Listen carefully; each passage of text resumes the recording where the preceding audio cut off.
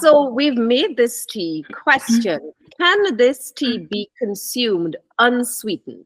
Yes, it can be consumed unsweetened. It's your tea. Our Right. recipe is just a blueprint, so feel free to customize it any way you want.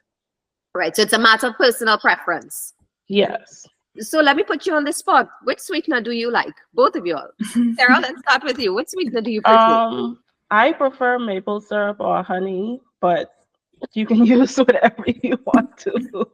Dr. Jane, how about you? Which Yeah. is your preference for sweetener? I would rather prefer honey over sugar because if I see the US guidelines also for US Central Food Data guidelines also, 100 grams of honey actually provides us 304 kilocals, while sugar provides 401 cals. I know that honey has a bit more than sugar. Honey is one of the greatest sugar substitutes for for calorie counters.